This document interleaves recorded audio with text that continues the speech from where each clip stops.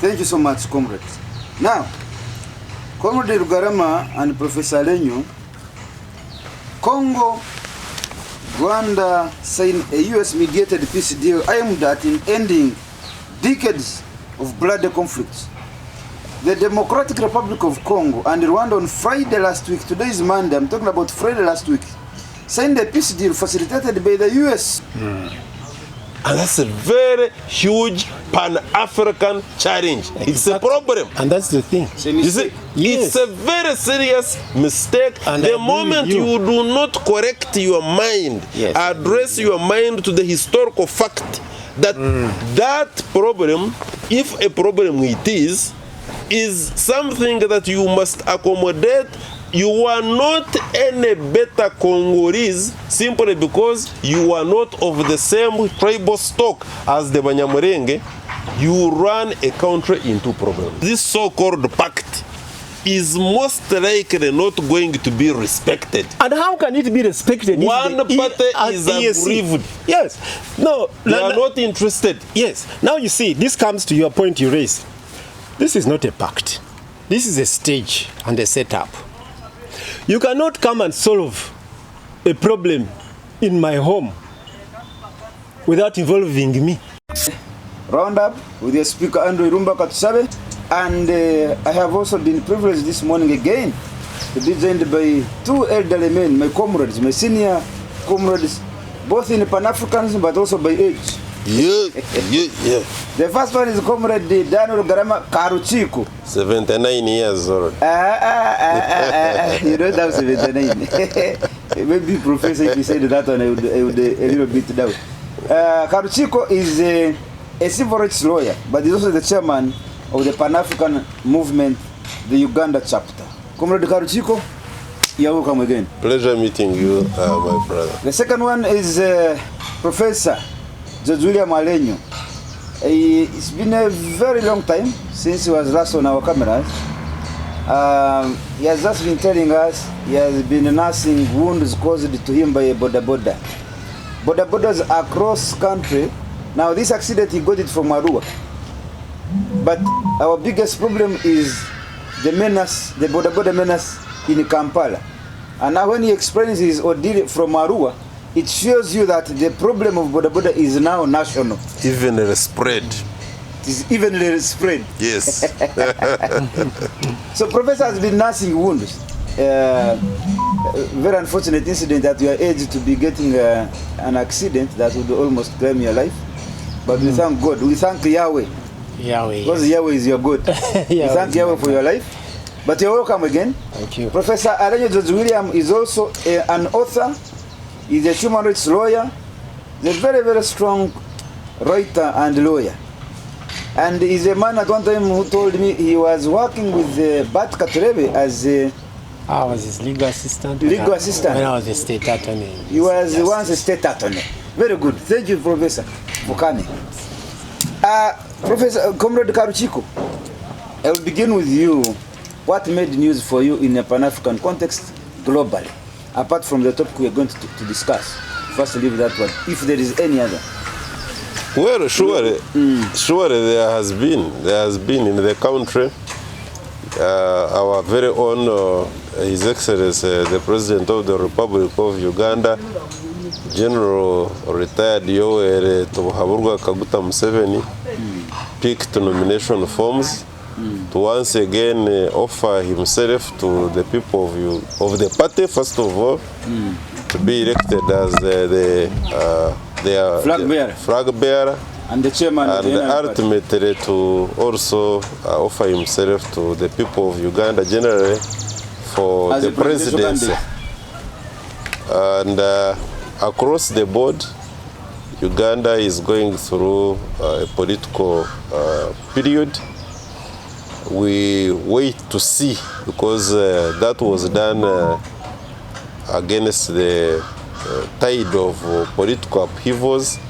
Particularly the worst case scenario was in our party, interestingly, where we had some cases like in Rwemiyaga involving Honorable Theodora Sechikubu and General Gwashande, and there were other pockets here and there Then there are some young men who accompanied our president.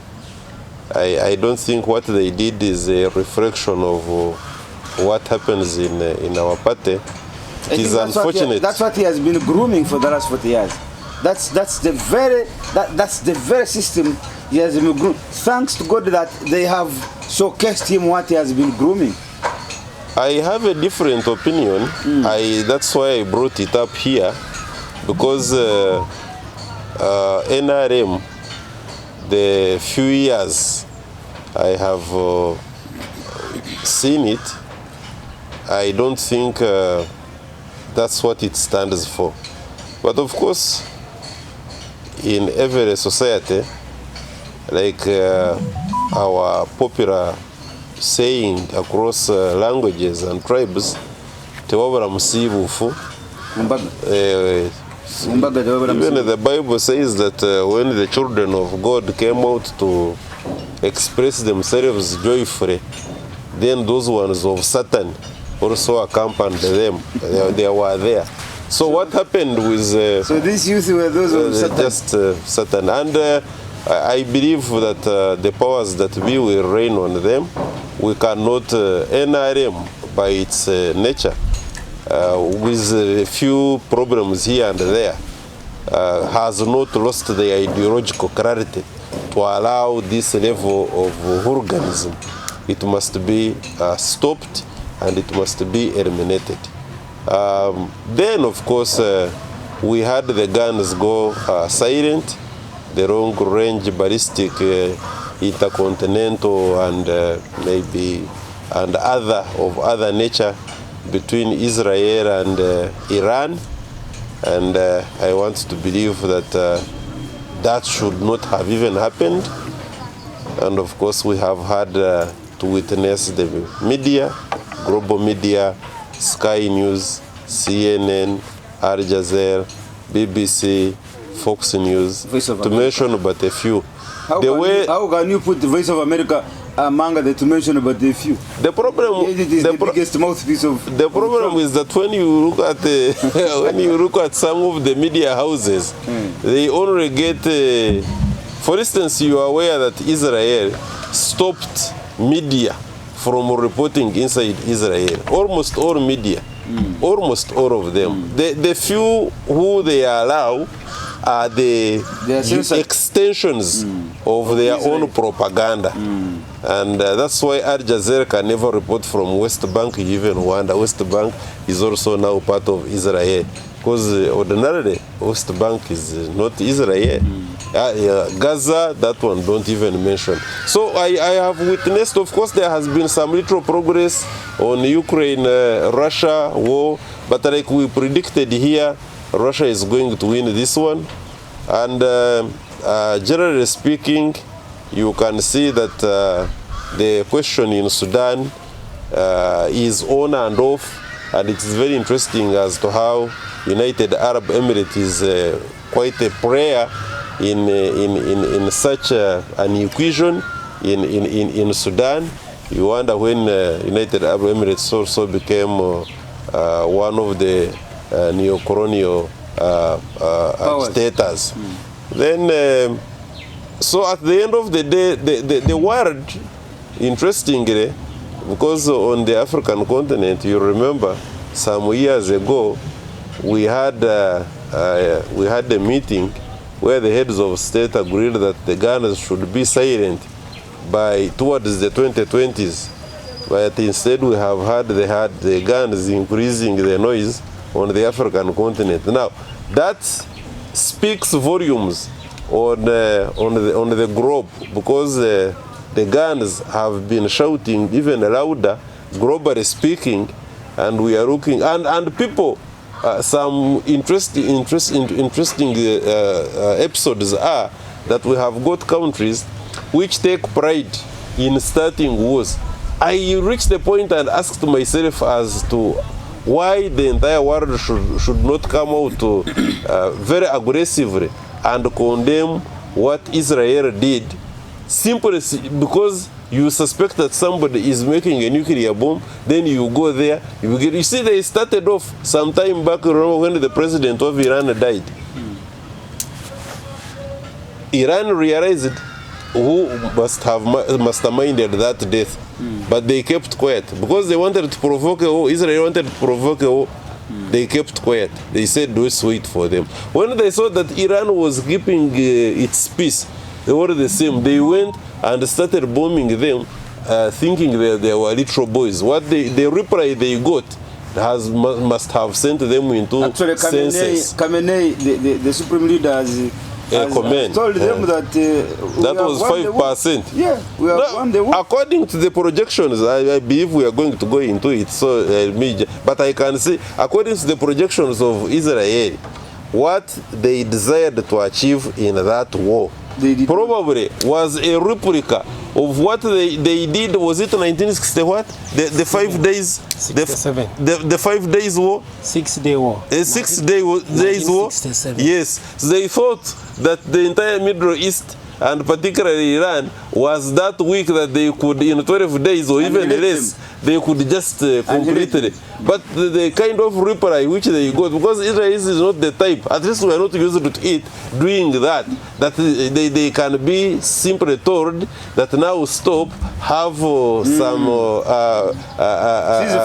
restraint, and they restrain themselves. They are used to having it their own way. So generally, Mr. Speaker, sir, the entire globe, interestingly, has been growing in animosity, and that is very unfortunate. The trade wars, interestingly, Trump is coming back to realize that probably that's not how they run, and he's making trade-offs here and there. Canada, when they went for their is it G7 or G8, I think they shared quite a lot. Then there was this the what they call themselves, this Europe and America, but it is America, the United States of America led anyway. G7? No, not G7. This one of the army. Of the armies. NATO? NATO, yes, the NATO thing. Was it in Geneva? Something like that. You see, when they go there, what they do is nothing else, but they plan. And I think the master at that was Nguju Thiongo or Chinua Achebe. It was Chinua Achebe who, in one of his celebrated books, said that I think we should call capitalists to come and we sit, and then, since we have literally organized business around everything, we should see how to organize ourselves with the capitalists on how to sell air. You can imagine a freely given, Chinua Achebe was such an interesting writer. See how to organize air, capture it, put it in bottles, and then we sell it to the rest of the people, that whoever cannot afford air, then just dies. That is the hate of capitalism. So in this sense also, what is happening in the world is that some of these so-called G8s and G what have you, they have reached a point with their head boy America, whereby they think that some of these things which are God-given, and they have got absolute no control about, or they shouldn't for that matter, but they give themselves the heirs that they can determine on how others should live, how they should live, where they should live, how they should live, and on what they should live. It is very unfortunate. Very good. Your weekly roundup took about 20 minutes, and in 20 minutes, I am surprised that you did not tackle Kenya. Yet, Ruth, you are a very good friend. The unfortunate occurrences in Kenya. My thinking is that the Kenyans, may I have got another opportunity, was it yesterday but one, I said this and I'm repeating it. I think politics, there is nobody who is a master at politics. We all run through the political journey. Now that the opposition in Kenya, especially of Barbara Odinga, is in cohesion with Ruto's administration. I imagine, of course, they have not heard so much from the taxes that were proposed. But it is high time the youth, the Gen Zs in Kenya, came to realization that there is much more that runs and makes a government than simply the interests and aspirations, sometimes which are not guided by reality of a country. Thank you so much, Professor Alenyo George William. I wish you use about 4 minutes to make sense of what happened in a Pan-African context, globally, but also if you can look around locally and nationally and regionally, the space is yours. But let's be brief, not like our comrade here. Comrade is Karuchiko.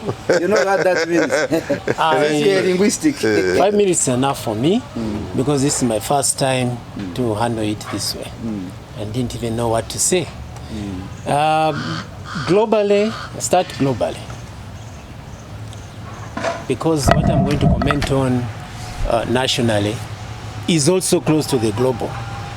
Globally, I think the biggest event this week on Friday was the signing of the peace agreement between Rwanda and DRC. The Democratic Republic of Congo, led by President Tshisekedi, and Rwanda, led by President Paul Kagame. Although the agreement was signed by their foreign ministers and witnessed by the Secretary of State of the United States government, and Mark witnessed, Rubio. yes, Mark Rubio, and witnessed by African Union. I think I did see them there. they were there. They were present. They even signed as witness. The Rubio signed as a witness, and they signed as observers. You wanted the chairman. You wanted the chairman. He's going to come when the president is going to come. Yeah. He hasn't been thought about, but Trump remembered, and he said, no, that one should come. Yeah. When the presidents so hopefully when the presidents go, the African Union that one is our main topic. Is it? It's our main topic, yes. It's what we're going to discuss. So yeah. I'm going to... And so I think that is the most important for me as a Pan-Africanist. And locally, again locally, if that's the topic, because I don't know what we're going to discuss, the topic, but locally, it's related to that one. Because that peace agreement is about settling the Eastern DRC question of the M23 Banyamulenge brothers, Pan-Africans. And I believe that that is the best thing that has happened in Pan-Africanism. Locally, my point is on the Malala evictions, which is also directly related to that peace agreement. Because as Pan-Africanists, we must have solutions to our problems. The Malala issue must also be handled as a Pan-African initiative. And I'll relate it when we start to discuss the substance. Okay, very good. Thank you so much, comrades. Now, Comrade Rugarama and Professor Alenyo, Congo, Rwanda signed a US-mediated peace deal aimed at ending decades of bloody conflicts. The Democratic Republic of Congo and Rwanda on Friday last week, today is Monday, I'm talking about Friday last week, signed a peace deal facilitated by the US to help the end, to end the decades-long deadly fighting in Eastern Congo, while helping the US government and African companies and American companies gain access to critical minerals in the region. Today, the violence and destruction comes to an end, and the entire region begins a new chapter of hope and opportunity, harmony, prosperity, and peace. President Donald Trump told the foreign ministers of the two countries at the White House meeting last Friday. The agreement was signed earlier at the State Department's treaty room beneath a portrait of Colin Powell, the first African American to hold the job of top US diplomat. There, Secretary of State Marco Rubio called it an important moment after 30 years of war. The Central African nation of Congo has been racked by conflict with more than 100 armed groups, the most potent backed by Rwanda, that have killed millions since 1990s. While the deal is seen as a turning point, analysts don't believe it will quickly end the fighting because the most prominent armed group says it does not apply to it. Many Congolese see it mainly as an opportunity for the US to acquire critical minerals needed for much of the world's technology after their government reached out to Trump for support in fighting the rebels. Trump has pushed to gain access to such minerals at a time when the United States and China are actively competing for influence in Africa. Congo's Foreign Minister Teresa Kayikwamba Wagner invoked the millions of victims of the conflict in signing the agreement with Rwanda. Foreign Ministers Olivier Ndugirehe both expressed optimism but stressed significant work still to do to end the fighting. Some wounds will heal, but they will never fully disappear, Wagner said. Those who have suffered the most are watching. They are expecting this agreement to be respected, and we cannot fail them. That is in Ujirehe. Now, what are the key terms of the accord, Comrade Rugarama? Number one, withdrawal of Rwandan forces. Rwanda commits to pulling its troops from eastern DRC within 90 days of the agreement. That's one of the conditions, that Rwanda should pull out its forces in 3 months, that is 90 days. That's part of the agreement. Number two, in the agreement, joint security mechanism. Both countries will establish a joint security coordination mechanism within 30 days to oversee the stability. That's point number two. Point number three in the agreement is that disarmament and non-state armed groups. The pact requires ending support for rebel groups like M23 linked to Rwanda and FDLR alongside disarmament and reintegration efforts. It means some of these rebels are supposed to be integrated in the national army, Comrade Rugarama. It's not the first time. Here, that one is clear. Point number four, regional economic integration. A framework for economic cooperation focused on critical minerals, cobalt, lithium, tantalum, gold, is also to be launched within 90 days, aimed at attracting Western investment. You see now? Point number four, you see? Their interest.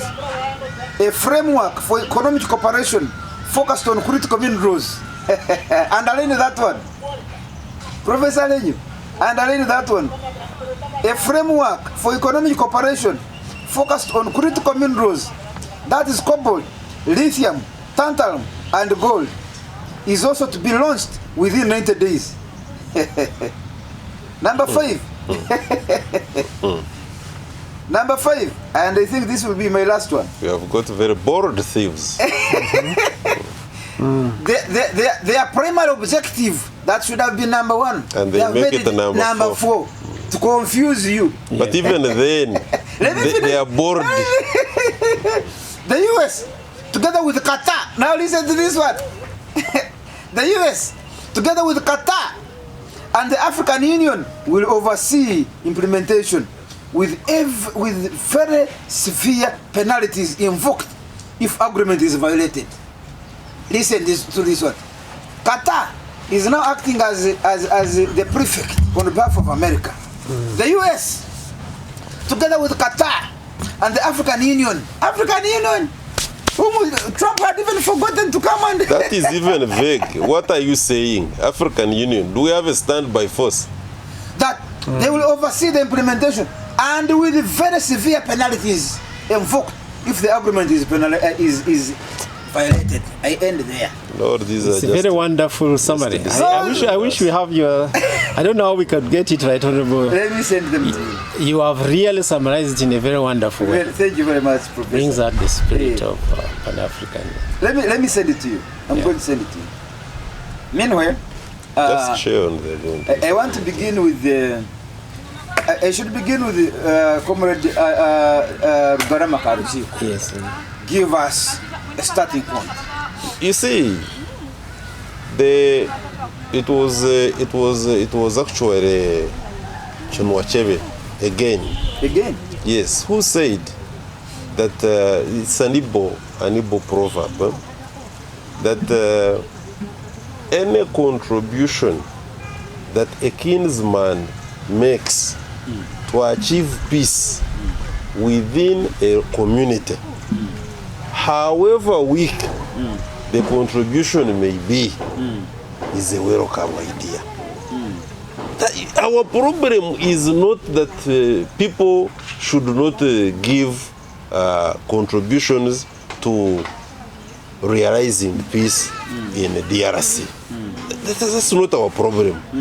In fact, however little the contribution may be, if it purposes to achieve peace in the DRC, it is welcome. It is a very welcome idea. So let me start from there. So what is the problem?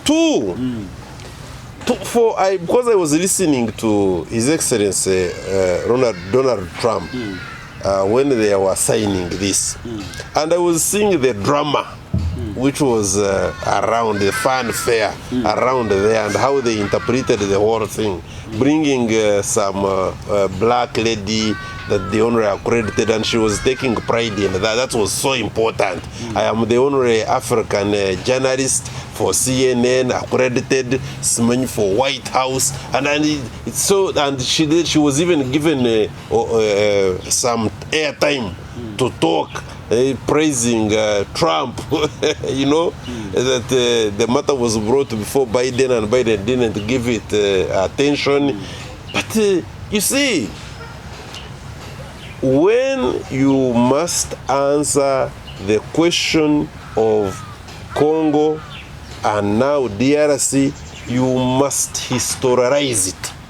The moment you get the history part of the problem of DRC wrong, you get the answer wrong as well. If the formula is wrong, definitely the results are going to be wrong.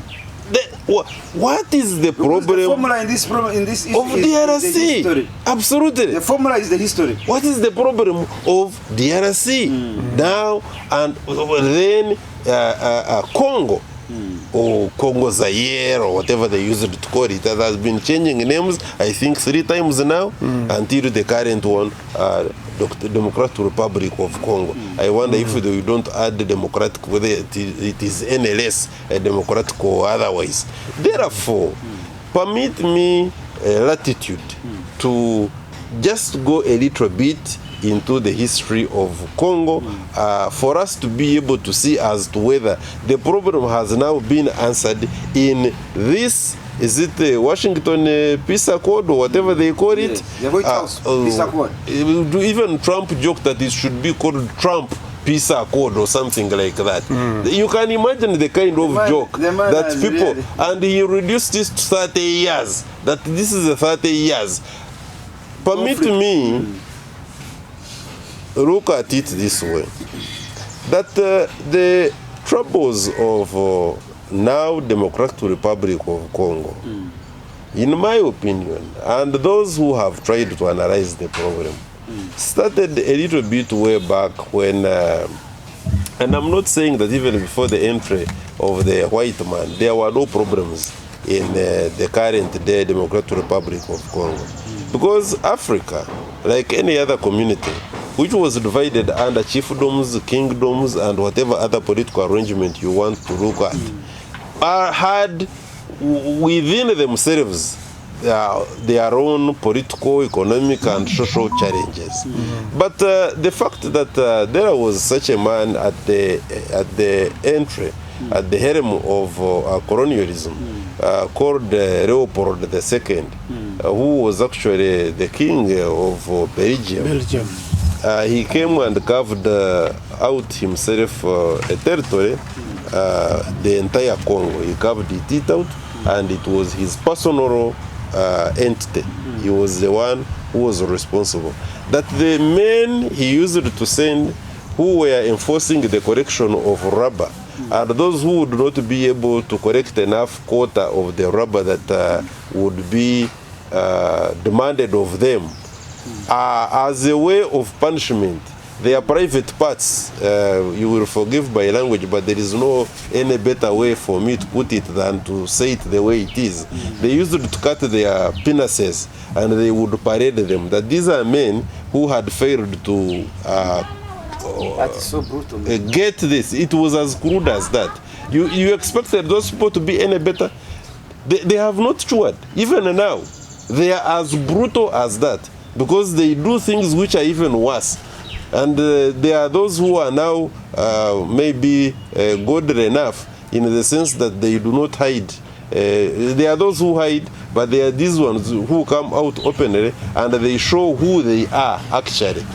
Now, when Leopold II had enough of Congo, brutalizing the mayors, cutting off their private parts, then it was handed over to the kingdom, Belgium. Belgium started from where Leopold II stopped. And I can assure you that the administration, the evils that befell Congo during the time of Leopold II didn't ease or didn't become any better with the entry of Belgium as the colonial master. Time passed. The current DRC was extremely exploited, depopulated. Their men were made politically impotent. They were economically malnourished because everything that was done in Congo then was for and on behalf of the interests of Belgium. When the Africa had caught a bug of ridding herself of colonialism, supposedly Belgium released Congo, like majority of the African countries were fighting for their flag independence, regaining that kind of independence. And around that time, we had the likes of Emer Patrice Lumumba, alongside a few other of his colleagues, and they kind of got independence. Now, the revolutionary Patrice Lumumba started asking very hard questions as to how the economy of Congo then was being run and who the resources of Congo then were benefiting. He wanted rearrangement and redirection such that the resources of DRC could help out the people, the natives, but not how it was in the past. No sooner had he laid his hands on the running of the country than a combination of CIA and Belgium orchestrated a very heinous plan and assassinated him, later on putting him in acid. The only thing that they saved was his golden tooth, which was recently brought back in a casket. He had even been invited to attend the 1963 Organization of African Unity conference, and he never made it because he had been eliminated by the enemy firepower. The problems of Congo were never in any way eased by his death. In his place, they replaced him with a stooge who continued with the works of the colonialists in the name of Seseseko Wazabanga Kuku. who never ruled according to his own intuition, who never ruled that country according to the wishes of the people, but according to the dictates of those who brought him. For such a long time, the problems of Congo were compounded by the Congo getting the most abhorrent kind of leaders who further exploited and heaped further problems hailing from what the white man had brought to Congo. Finally, we had the likes of Kabila coming in, then the son also, Kabila the son coming in, and also now we have the likes of Comrade Tshisekedi as the current leadership. With all due respect, I am not saying that the leaders who have offered or have been made to offer their services, political leadership, are not leaders. But they have had very serious political leadership challenges. That the quality of leadership they have offered that country, with all due respect, if there is any that I can bestow on them, has been extremely wanting. Therefore, when we have the likes of His Excellency Comrade Tshisekedi, who among the other good things that he has done, like for instance bringing a Democratic Republic of Congo into the East African community, which definitely seeks to expand the market, also open up DRC, because the problem of DRC mainly is that it has not had her territories opened up by road. You know, the most difficult part of African continent in terms of road transport has been DRC. And it is still. You see, and it's still.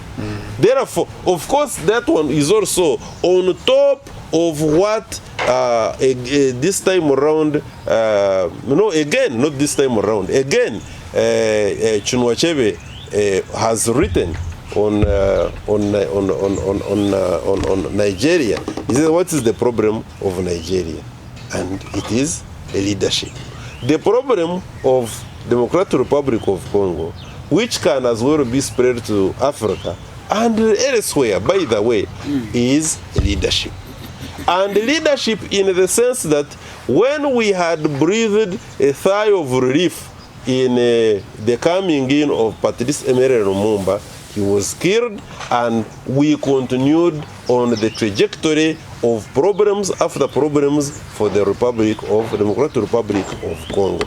To the extent that we have got a leadership now which looks at a tribe, which was a creation of the 1884-85 Berlin Conference, that people who are of the same origin, same language, like the Banyamulenge, who are part and parcel of the people of Burundi and Rwanda from the same tribal stock, can find themselves in Democratic Republic of Congo, and a whole leader thinks that those ones are actually not Congolese.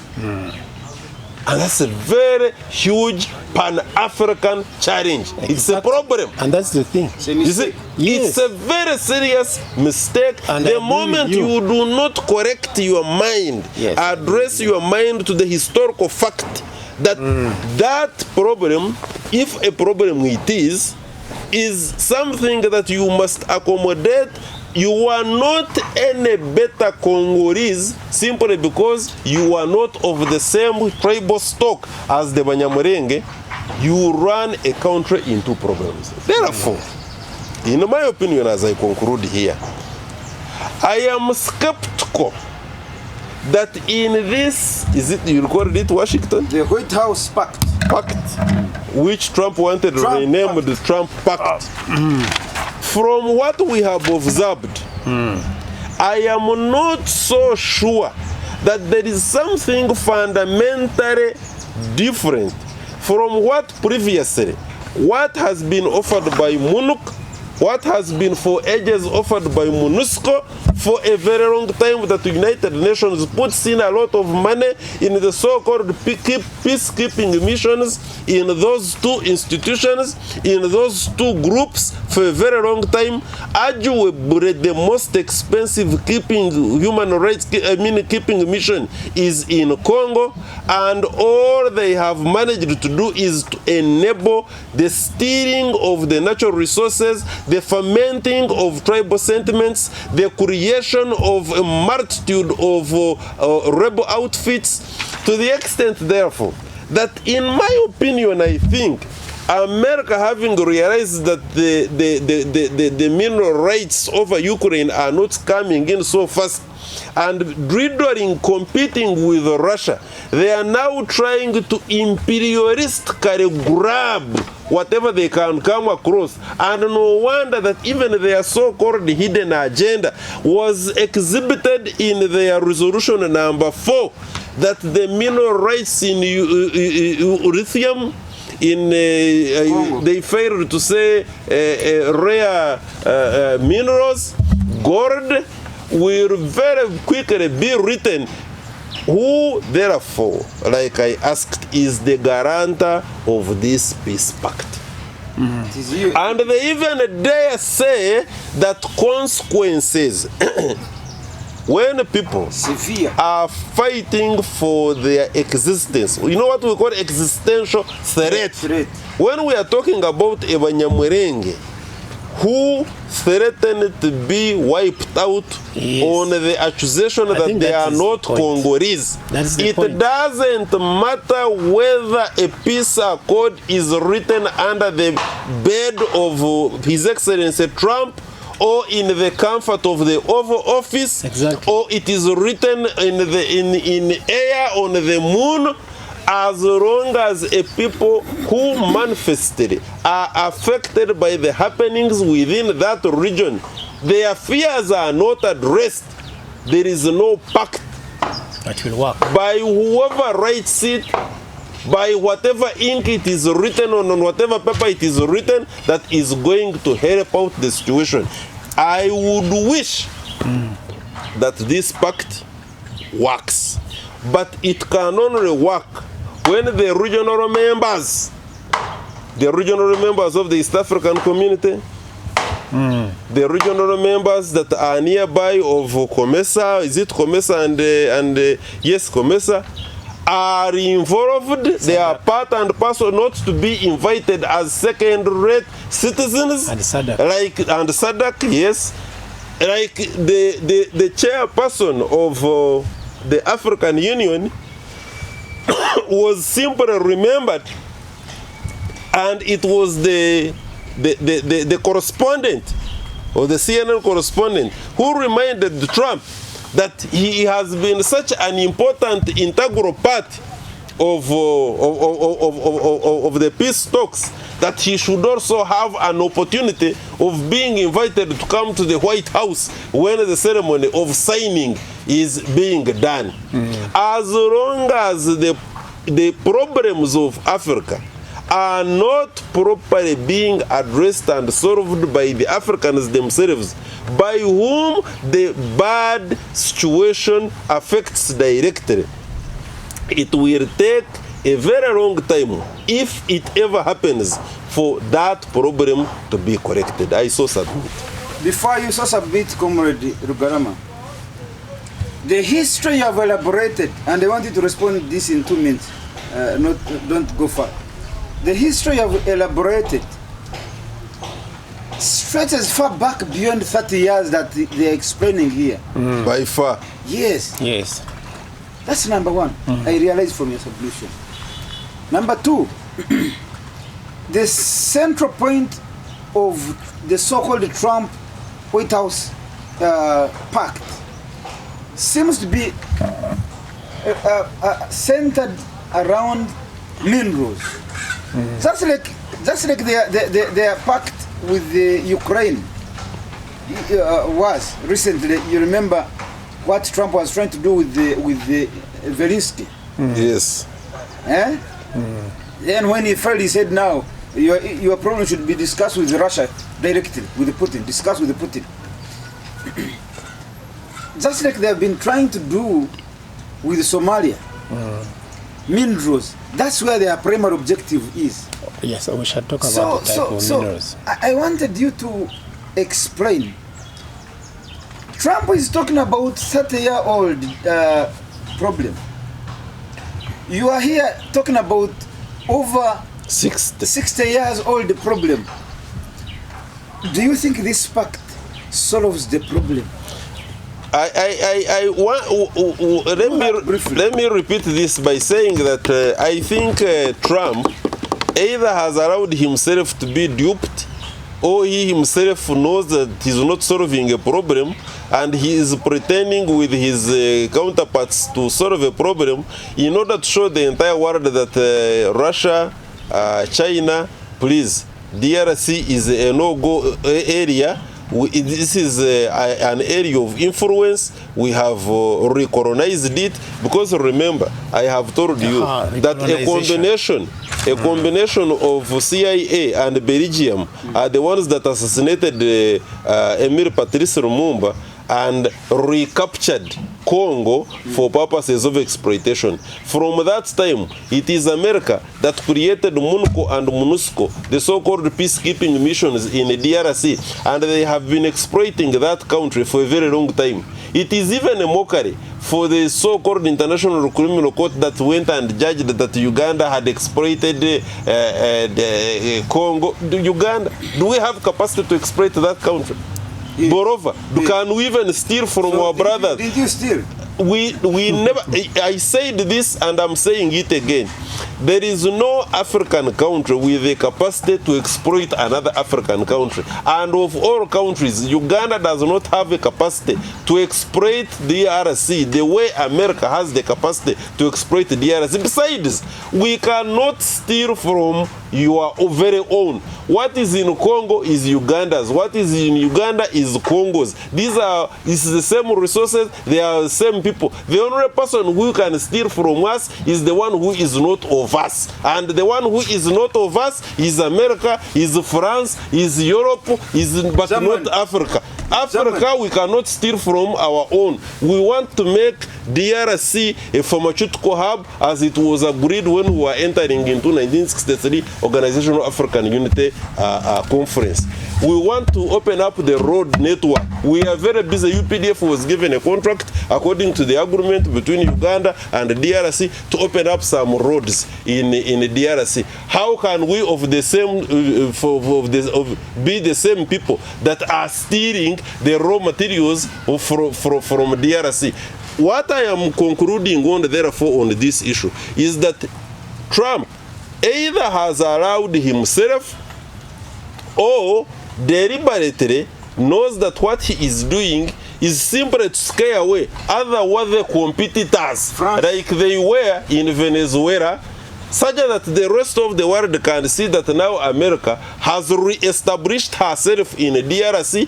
The mineral resources, rights over these mineral resources are further consolidated with their machinery of MONUC and MONUSCO to keep exploiting. Okay, thank you so much. Comrade, my elder Professor William, let me hear from you. Well, I can't. I don't know where you're going to begin from. Well, I can summarize a bit. I don't have to say much after the very elaborate presentation by my land brother. However, I just want to be specific about certain few things. First of all, Right Honorable Speaker, I heard you mentioning 5 minerals: platinum, cobalt, lithium, gold, lithium. I want to tell you that all those minerals are of no consequence. They are of no consequence and they are of no value. There is one mineral that is not mentioned in public.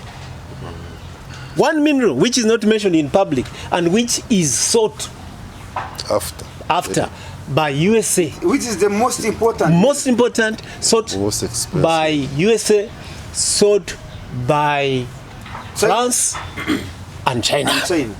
That mineral is uranium. That mineral is uranium. That is the mineral that has caused the recent war in Iran. Just 400 kilos of processed uranium is what Israel was looking for. Israel? Yes, was looking for just 400 kilos of processed uranium. Yeah. Because 1 kilogram of uranium can light up Uganda for a period. Of Yes, and so the country with the most uranium in the world is DRC Congo. Congo here? Yes, and it is in the eastern side. The only other nation with uranium is Ukraine. That is why. So it is. Let me finish. DRC, let me finish. Iran and Ukraine. Let me finish. Is that correct? Let me finish.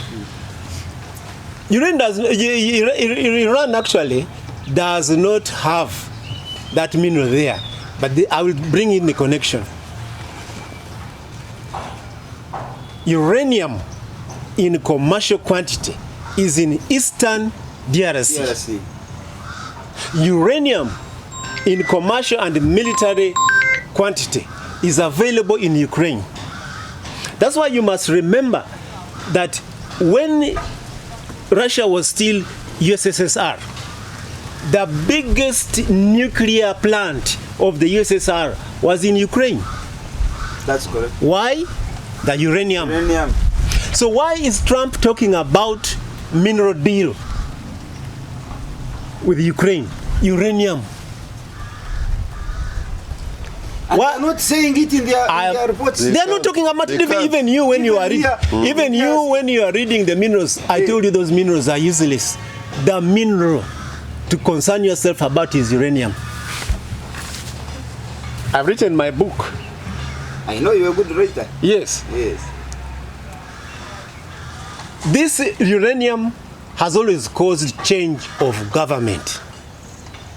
Obote 1, 1962, it was uranium deal.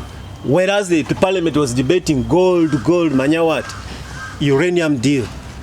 Uganda has uranium? Uranium deal from Congo was being smuggled through Uganda to Soviet Union by Colonel Olangi. Olangi. Yes. I have never heard of this one. Yes, Colonel Olangi. Analuru from DRC Congo, Olangi. But he was because the Baganda could not pronounce his name, they were calling him Orangi. But Olangi. It is Colonel Olangi who was linked with Amin, who went into Congo, not to get these elephant tusks and gold which you hear. The real deal was uranium. And the two countries were fighting for that uranium. The United States of America and Russia. Obote was supplying the Russians quietly. The uranium? The uranium. From Congo? Yes. And the USA wanted it. Lumumba. Patrice Lumumba? Yes, Patrice Lumumba, Obote, Abdel Nasser, they had formed the Russian Axis. Hey. And so the Americans had to come in and kill Lumumba.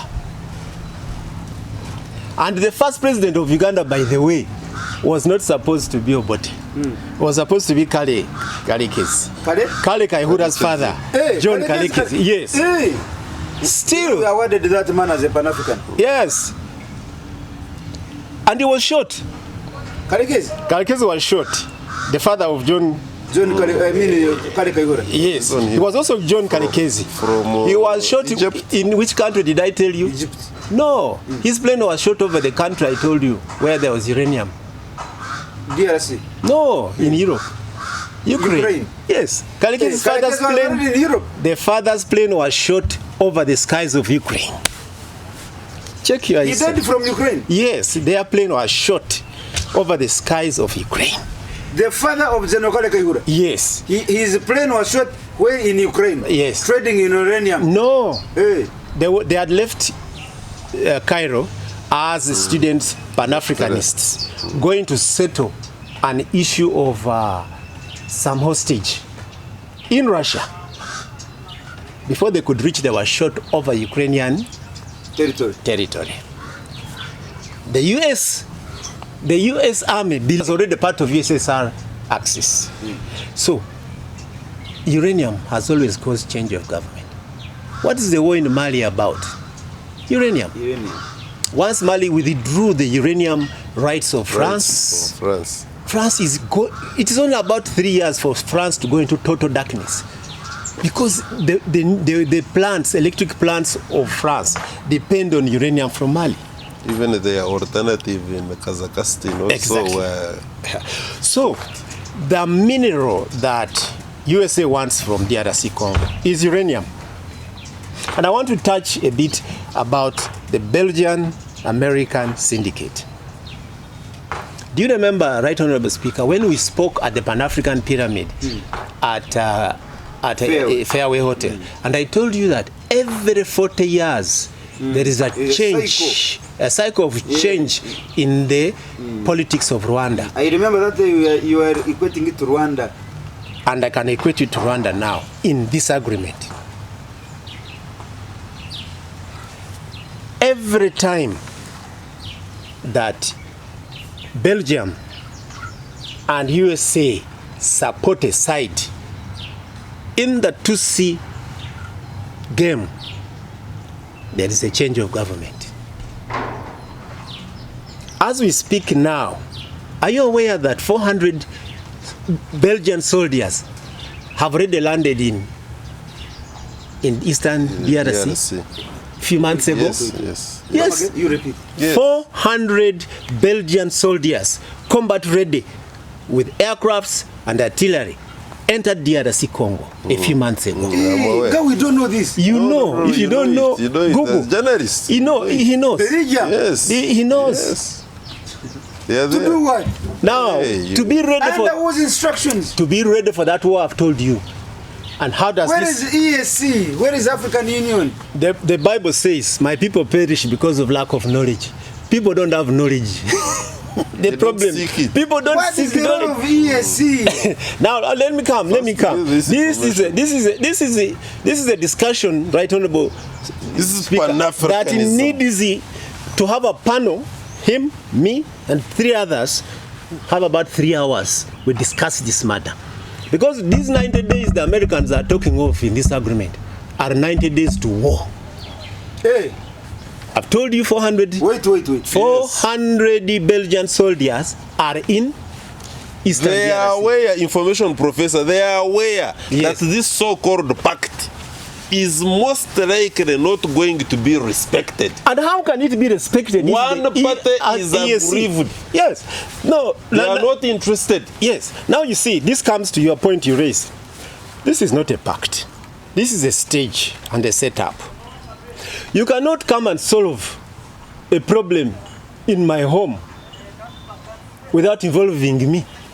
It means it's you who created it. You cannot say that President Trump, because I'm the chairman of Trump for Africa. You're the chairman of what? An organization called Trump for Africa. And we notice all the You're the chairman of Trump for Africa? Yes, there's an association like that. Let's not derail the debate. We come out. We shall take him on that. Yeah, he'll come. Trump for Africa. Yeah. What is that? What's that? I'll tell you later. So let's keep in touch. So you cannot come and say that Trump is making an agreement about Eastern DRC, which is a part of the East African community. And you don't involve East African community. Even a single East African president. Especially President Museveni. Who is the father of East Africa? Almost a regional father. Regional father, because Ruto called him a regional father. And he is, given what he has done. Stabilizing the Congo. Yes. He's the one stabilizing South Sudan. He's the one, when there is war in Kenya, they call him. When there is war in... He's our father in Africa. So you cannot come here in DRC. Moreover, his UPDF army is there. That's what I've told you. You cannot come there and you sit in US. So allow me finish it, because I'm the one who raised it.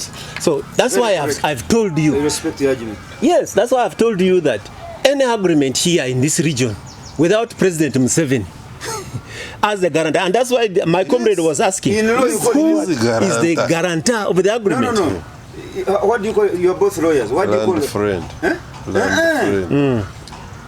If what you are saying is non-existent, null and void. It's null and void. that's what I was looking for. Null and void. That's what I was looking for. So, and I want to tell you, That's a nullity. I want to tell you that the president of Uganda should have been there. The president of Kenya should have been there. Why? If they didn't want the president of Uganda, should have called the CDF. Because we have an army there keeping peace. UPDF is there. Now, who is going to guarantee this thing? Absolutely. Two, how do you have who this has thing? not been there? Yeah.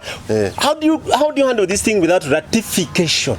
Ratification by the East African Secretariat. The East African Secretariat was absent. Hey, Yes.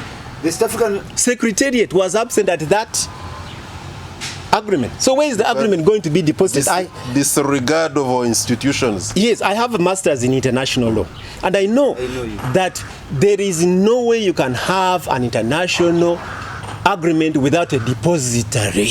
Where is the depository of that agreement? They simply don't give a damn. Huh? It's called depository. But Trump is acting like a mad cow. You know, a mad cow. We used to be in the farming. A mad cow. Out of nowhere, you see it jumping, running here, and then finally it settles down. Yes. So it now, goes into a plantation, jumps, you see the tail up and down. Yeah? Then the other cows are eating very quietly. Then you ask yourself, what's wrong with this bull here? Yeah. When it gets fed. So maybe we can proceed now. So without the depository, this is not an international agreement. It has no depository. Because you see, Congo is not in the air, the other Congo. It's part of SADC. Yes. It's part of the East African community. And then it's part of AU. That is how you go.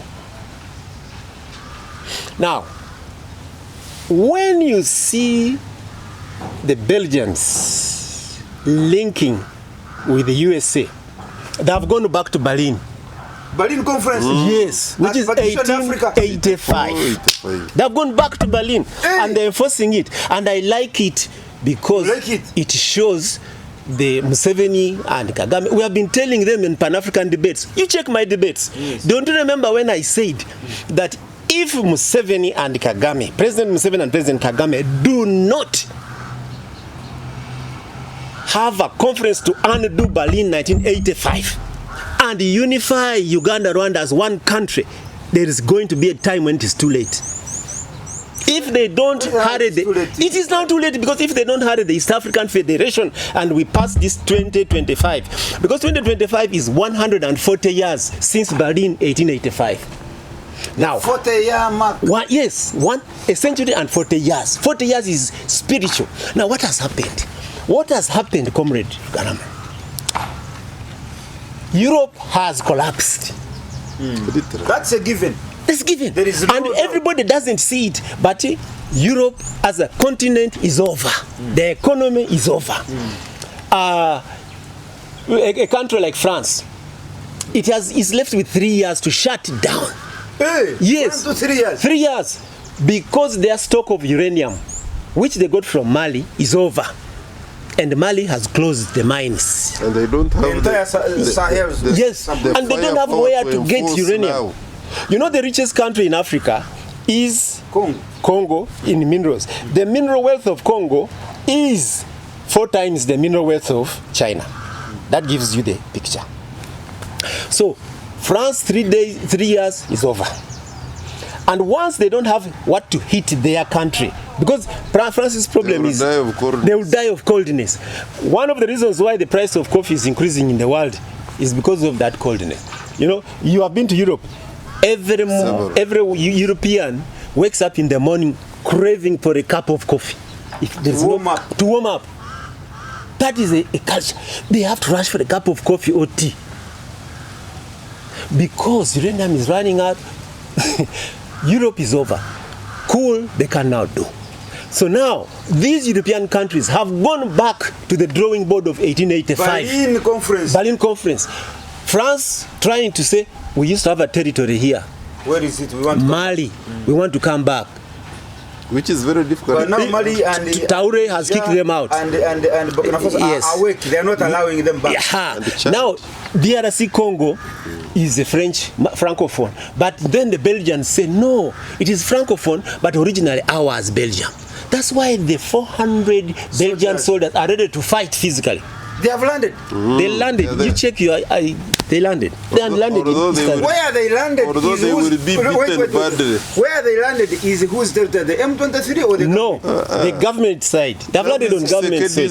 Second side, ready to fight M23. Thank you so much, my elders. Comrade Daniel Garama Karuchiko. He is a civil rights lawyer by profession, but he's also the chairman of the Pan-African Movement, the Uganda chapter. He is my senior elder here. And finally, again, after a very long time, I'm hosting again my professor, my very good mentor also, Professor Alenyo George William. Alenyo George William has written multiple books. Only that you people, like he said, you want to be leaders, you don't want to be readers. Alenyo has written many books. One of them, during the times of Gaddafi, he wrote a book called A Deal in the Desert. Deal in the Desert. Deal in the Desert. I read that book from the first page to the last page. He has written many other books. He's an author. He's also a lawyer. And he's a former legal assistant to the former Chief Justice of Uganda, Pact. I'm correct? Yes. My name is Andy Rumba Katsabe, your speaker, and this has been the PAP Weekly Roundup. Free